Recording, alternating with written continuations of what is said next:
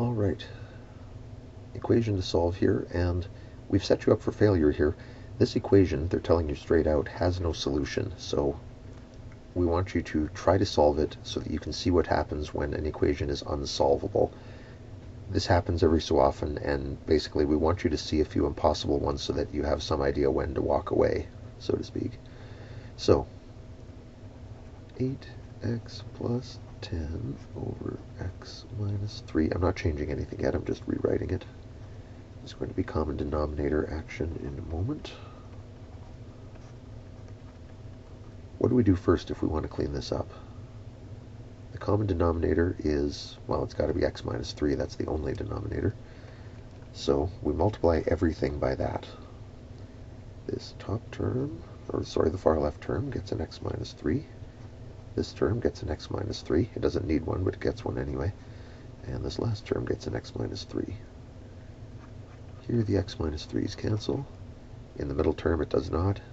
In the last term it cancels again. So, when we clean this up, we have 8x plus 10 minus 4 times x minus 3, I'll expand that in a bit, equals 10x plus 4.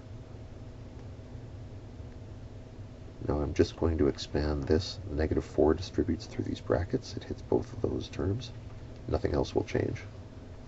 8x plus 10 minus 4x plus 12 equals 10x plus 4. Collect like terms. 8x minus 4x. So far I don't see anything that's setting off my alarms, so I'm not sure when this thing is going to turn on us, but apparently it will. Oh, actually I think I did just see it.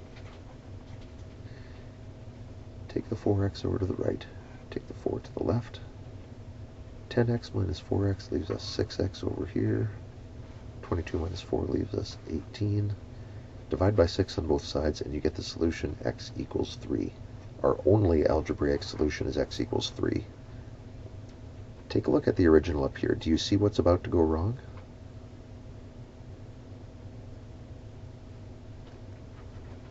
What are our non-permissible values for this expression?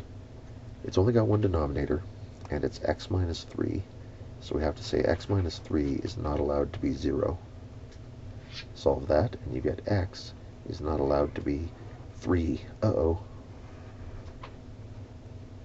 We only had one solution, and it was 3, and we just found out that 3 is forbidden. So we scratch that out. In the other examples like this, we had 2 solutions and lost one of them. We still had one that we could offer up. Here we only came up with one solution, and we just lost it. We are now empty-handed, and we have to say this equation has no valid solutions. It looked like 3 was going to work, but actually it does not. And just to prove it, let's try 3. The algebra said that 3 might solve this equation, so let's plug it in there and see what we get. We get 8 times 3 plus 10 over 3 minus 3. Red alert. That should set off your alarms right there. That's a division by 0, and you can see it's going to cause terrible problems. Then we get 10 times 3 plus 4 over 3 minus 3. Also very bad. It's happening in 2 different places. 8 times 3 is 24, plus 10 is 34.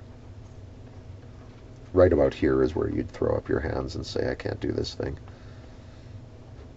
34 divided by 0 is undefined. There's no clever tweaking we can do to make it not be undefined, so this equation turns into giant question marks. We cannot find numeric values for either one of those things, and so we say 3 does not work. It is not a valid solution. It was the only idea we had, so as they predicted at the beginning, this equation has no solution. At that point, you just say, cannot solve, and you go on to the next problem.